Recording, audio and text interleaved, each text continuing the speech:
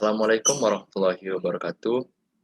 Perkenalkan kami dari kelompok 2 dengan jumlah anggota 5 orang, yaitu Emil Hamaditia, Fatur Rahman, Gia Putri Arsa, Nabila, dan Siftika Rahman.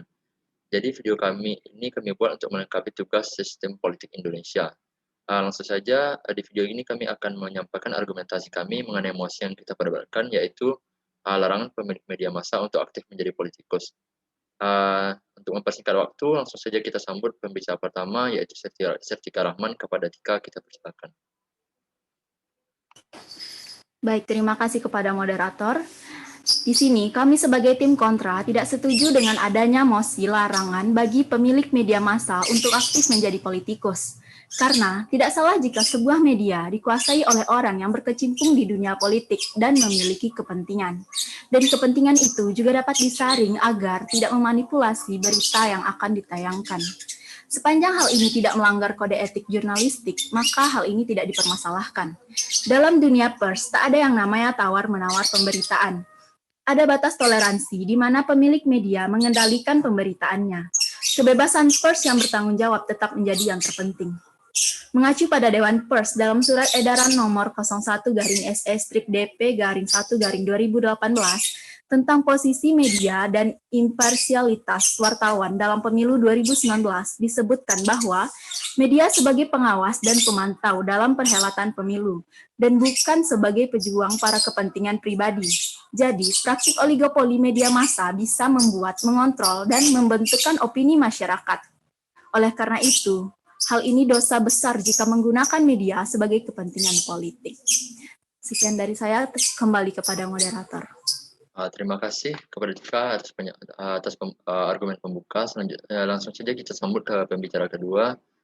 Kepada pembicara kedua, Nabila, kita persilakan.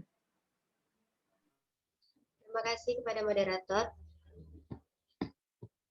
Baiklah, kami sebagai tim kontra tidak setuju dengan mosi larangan bagi pemilik media massa untuk aktif menjadi politikus. Dengan adanya suatu stasiun televisi swasta yang dimiliki oleh para elit politik, ini akan menyebabkan pemberitaan perpolitikan menjadi tidak seimbang antara stasiun televisi swasta yang satu dengan yang lainnya.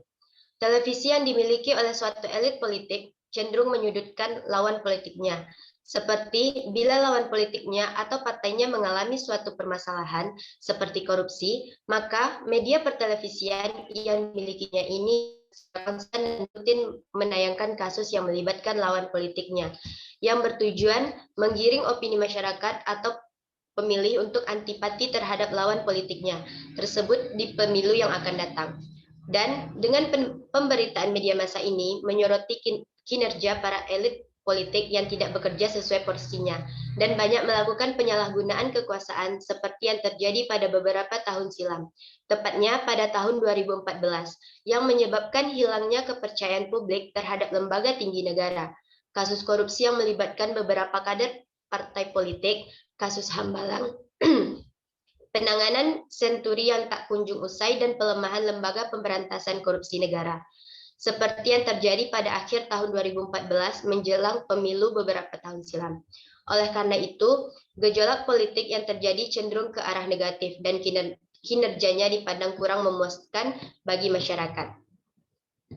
Saya kembalikan kepada moderator. Terima kasih, Nabila. Langsung saja kita sambut pembicara ketiga, Gia Putri Arsa. Kepada Gia, kita persilakan.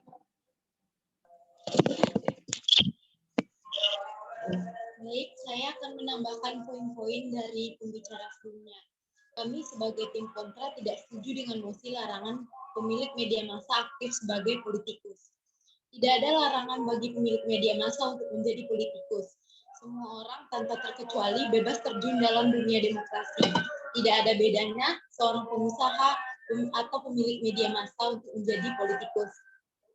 Pemberitaan politik juga penting diedukasi kepada masyarakat melalui media massa, asalkan tidak menggiring opini atau menjatuhkan pihak manapun. Kemudian menurut saya, jika pemilik media massa aktif menjadi politikus, maka berita dapat diperoleh dengan lebih cepat dan lebih akurat. Contohnya dalam sebuah pemilihan, maka berita yang ditayangkan dapat menjadi referensi untuk masyarakat memilih kandidat yang akan dipilihnya dalam sebuah pemilu. Saya kembalikan kepada moderator. Baik, terima kasih dia atas penyampaian argumentasinya. Langsung saja kita sambut pembicara keempat.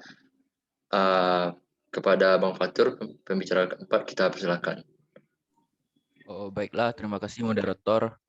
Baiklah, kami dari tim kontra akan memberikan argumen tentang larangan bagi pemilik media massa untuk aktif menjadi politikus.